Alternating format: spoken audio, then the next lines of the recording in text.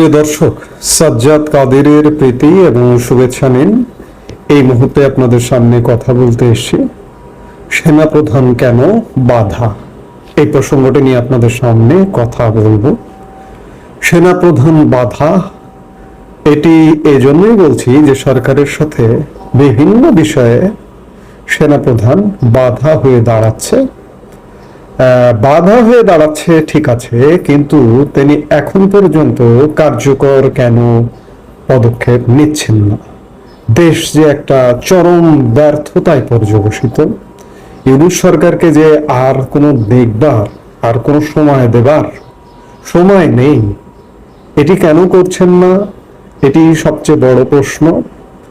কারণ সেনাপ্রধান বাধা সর্বক্ষেত্রে হয়ে উঠেছেন। আপনারা সর্বশেষ যেটি জানতে পেরেছেন বা জেনেছি আমরা, যে আওয়ামী লীগ নিষিদ্ধের ক্ষেত্রে সেনাপ্রধান নাখোশ, তিনি নিষিদ্ধ করতে বারণ করেছিলেন। এমনকি এই যে মিয়ানমারে মানবিক করিডোর, চট্টগ্রাম বন্দর উঠিয়ে দেওয়া ইত্যাদি নানা বিষয়ে সেনাপ্রধানের সরকারের সাথে দ্বিমত। যদিও এটি বিশ্বাস করাও যায় না যে সেনাপ্রধানের সম্মতি ছাড়া, সেনাপ্রধানের ইশারা ছাড়া যে এই কাজগুলো ইউনূস সরকার করছে, এটি কিন্তু সাধারণ মানুষ এটি বিশ্বাস করবে না। কারণ সেনাপ্রধানের বা সেনাবাহিনীর ইশারা ছাড়া বাংলাদেশে এখন কিছু হচ্ছে, এটি আসলে ভাবা যায় না। বেশিরভাগ মানুষই মনে করেন যে সেনাপ্রধানের ইশারাতেই যা কিছু দেশে ঘটছে সবকিছু তার ইশারাতেই ঘটছে। মনে করবার, মনে না করবার কোনো কারণ এখন পর্যন্ত জেনারেল ওয়াকার ঘটাননি। কারণ 5 আগস্ট তিনি বলেছিলেন দেশের জনগণকে আশ্বস্ত করেছিলেন যে আমি দায়িত্ব নিচ্ছি। তিনি সরাসরি হয়তো দায়িত্ব নেননি, সরাসরি শাসন ক্ষমতাটা নিজের হাতে নেননি, কিন্তু একজনকে নিয়োগ করেছেন, একটা সরকারকে নিয়োগ করেছেন। আপনারা যে যাই বলুন না কেন, সেনাবাহিনী ছাড়া, আমি বারবারই বলি না যে এগুলো আন্দোলন কিচ্ছু না, সেনাবাহিনী ছাড়া এই সরকারকে, বিগত সরকারকে পতন ঘটানো অসম্ভব ছিল। এবং সেনাবাহিনী পতন ঘটিয়ে একটা সরকার গঠন করবার পর কি ঘটছে দেশের মানুষ দেখছেন। তো সেই জায়গায় সেনাপ্রধান যে বাধা হয়ে দাঁড়াচ্ছেন, কিন্তু এটা আলাপ হচ্ছে যে সেনাপ্রধান বাধা হয়ে দাঁড়াচ্ছেন। আসলে বাংলাদেশের অবস্থাটা এমন ভয়ঙ্কর অবস্থা। আফ্রিকার দীর্ঘদিন যাবৎ যে হানাহানি দেশগুলো আছে, আমি এর আগে অনেক ভিডিওতে বলেছি, আবারও বলছি, সেগুলোর থেকে কোনো পার্থক্য নেই। পাকিস্তানের মতো ব্যর্থ রাষ্ট্রের সাথে বাংলাদেশের কোনো পার্থক্য নেই। বাংলাদেশের রাজনীতি দেউলিয়া। বাংলাদেশের কোন রাজনৈতিক দলের কোন নেতাকে আপনি বিশ্বাস করবেন বলুন তো ভাই? আওয়ামী লীগ, বিএনপি, অন্য কেউ?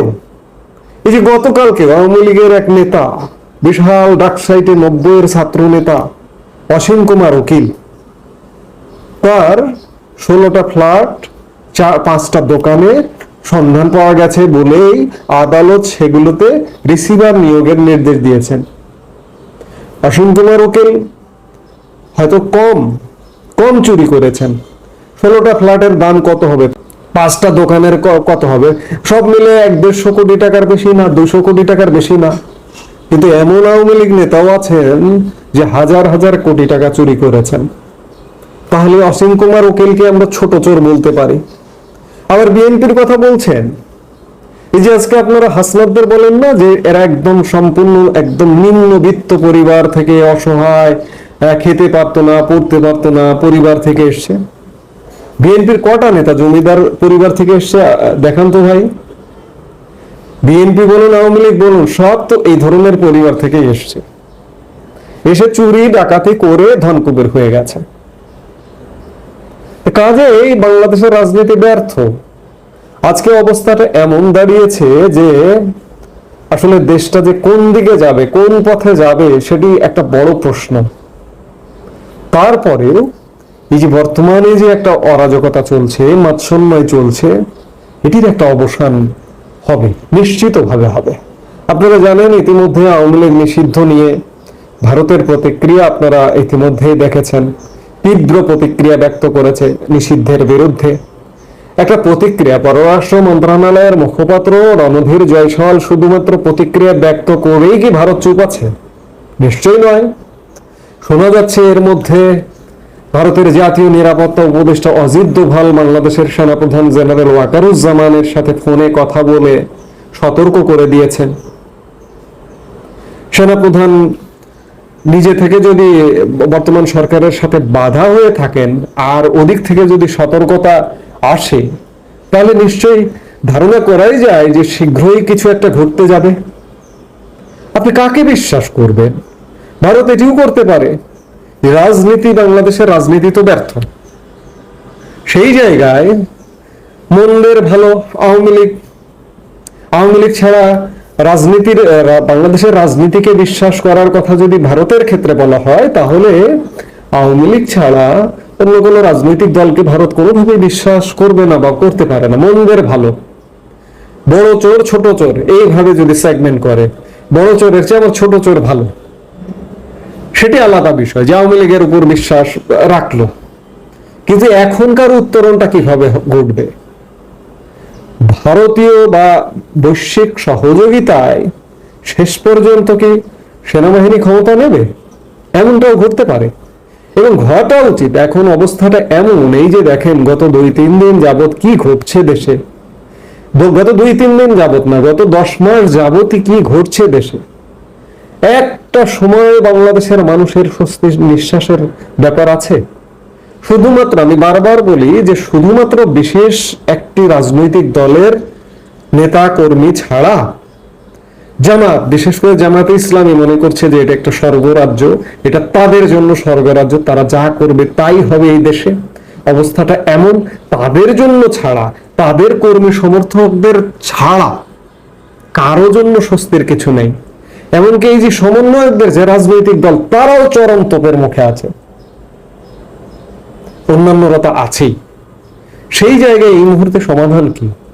এই মুহূর্তে সামরিক বাহিনী ক্ষমতায় নিয়ে নিক, এবং সামরিক বাহিনী যদি ক্ষমতা নিয়ে নেয় সেটি 5 বছর, 2-4-5 বছরের হয়ে যেতে পারে, এমনটা হতে পারে।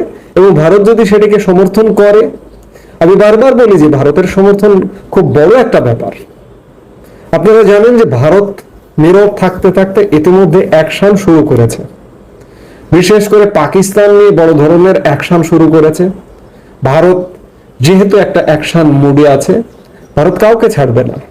তুরস্ককে ধরেছে, চীনকে ধরেছে, বাংলাদেশকেও ধরেছে কিছু কিছু ক্ষেত্রে, এবং বাংলাদেশকে চূড়ান্ত ভাবে ধরবে। কারণ বাংলাদেশকে ধরবার তো কারণ আছে, বাংলাদেশ ভারতের সাথে অঙ্গাঙ্গী ভাবে যুক্ত। আমি বারবার বলি, এগুলো বারবার বলা দরকার, স্মরণ করিয়ে দেওয়ার দরকার। বাংলাদেশ খুব গুরুত্বপূর্ণ। বাংলাদেশের বর্ডার বৃহত্তম বর্ডার।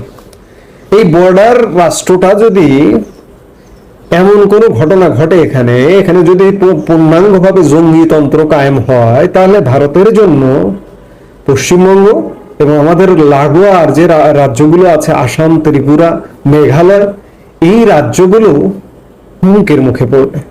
ভারত নিশ্চয়ই চাইবে না যে বাংলাদেশে একটা পূর্ণাঙ্গ রূপে জঙ্গিতন্ত্র কায়েম হোক। পাকিস্তানের জঙ্গিবাদ নিধন করবার জন্য সর্বোচ্চ পদক্ষেপে আছে ভারত। সেই জায়গায় বাংলাদেশেও সেই জঙ্গিতন্ত্র নির্মূল করবার চেষ্টা করবে। আপাতত যদি রাজনীতি ব্যর্থ হয়, রাজনীতিকে যদি প্রতিষ্ঠা করার সমস্যা হয়, ভারত যদিও বারবার বলছে, যেমন রণধীর জয়সওয়াল আওয়ামী লীগের নিষিদ্ধের সেই বয়ানের মধ্যে, সেই বক্তব্যের মধ্যেই তিনি বললেন যে বাংলাদেশে একটি দ্রুত, অবাধ, নিরপেক্ষ এবং সুষ্ঠু নির্বাচন চান তারা। চান ঠিক আছে, কিন্তু সাময়িকভাবে ডক্টর মোহাম্মদ ইউনূসের অধীনে নির্বাচনটা কিভাবে হবে? ইতিমধ্যে তো আওয়ামী লীগ নিষিদ্ধ, কিংবা আওয়ামী লীগ নিষিদ্ধ হয়েও যে নির্বাচনটা হবে, সেই নির্বাচনটাও কি সর্বমহলে গ্রহণযোগ্য হবে কিনা, সেই প্রশ্নগুলো আছে। সেই জায়গায় সেনাবাহিনী যদি ক্ষমতা নেয়, নিয়ে সেনা শাসন হলে রাজনৈতিক দলের কার্যক্রমের উপর নিষেধাজ্ঞা আসে। কিন্তু আসলে আইন বা নিয়ম বা কানুন শিথিল করারও তো ব্যবস্থা আছে, শিথিল করাও তো যায়। জরুরি অবস্থা জারি করেও তো চাইলে যদি আইন সংশোধন করতে পারে। এই যে এই সরকার মনের মাধুরী মিশিয়ে যখন যেটি প্রয়োজন হচ্ছে একের পর এক মহামান্য রাষ্ট্রপতিকে দিয়ে অধ্যাদেশ জারি করে নিচ্ছে। এই যে গত 10 মাসে কমপক্ষে শতাধিক অধ্যাদেশ জারি করে নিয়েছে বর্তমান সরকার। কিসের সংবিধান, কিসের আইন, কিসের বিধান, কিচ্ছু না। নিজেদের মনে যা চাইছে তাই মনের মাধুরী মিলিয়ে আইন পাশ করে নিচ্ছে। তো সেই জায়গায় সেনাবাহিনীর তত্ত্বাবধানে যদি একটা free, fair and credible election হয়, তাহলে সেটি বাংলাদেশের জন্য মঙ্গলজনক। যদিও বাংলাদেশের রাজনৈতিক নেতৃত্ব দেউলিয়া, আমি নিজে এই নেতৃত্বের প্রতি বিরক্ত।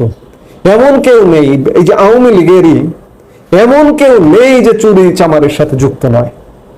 কাকে আপনি কাকে নেতৃত্বে আনবেন, কাকে আপনার প্রতিনিধি নির্বাচন করবেন, কাকে আপনার ভাগ্য নিয়ন্ত্রক করবেন, কাকে আপনি রাষ্ট্র পরিচালনায় পাঠাবেন? তারপরে বলছি যে মন্দের ভালো আওয়ামী লীগ। সেই জায়গা থেকে যেটি হোক একটা ব্যবস্থা আসুক, অন্তত পক্ষে বাংলাদেশে একটা স্বস্তি আসুক। আমি জানি যে স্বস্তি আসবে না। বাংলাদেশ সেই সব দেশ, পাকিস্তান, আফ্রিকার সেই সব দুর্যোগ পীড়িত দেশ, সেই দেশে স্বস্তি কখনো আসবে না। সেই জায়গা থেকে এভাবেই আমাদের বাঁচতে হবে, এটাই বাংলাদেশের মানুষের নিয়তি, এভাবেই চলতে হবে। কিন্তু আপাতত অন্তত পক্ষে এই যে বর্তমানে যে পরিস্থিতিটা চলছে, এখান থেকে অন্তত পক্ষে একটা স্বস্তির নিঃশ্বাস ফেলানো দরকার বাংলাদেশের মানুষের। সেই স্বস্তির নিঃশ্বাসটা হয়তো আসবে খুব শীঘ্রই, আবার নাও আসতে পারে। কারণ আমরা গত 10 মাস ধরে বলছি যে এই বুঝে আসছে, এই বুঝে আসছে। কারণ বর্তমানে এই যে কদিন পর পর একটা করে গুজব ওঠে, এই যে সেনাবাহিনীতে এই মুহূর্তে বেশ কিছু ভেতরে ভেতরে নানা রকম কর্মকাণ্ড ঘটছে।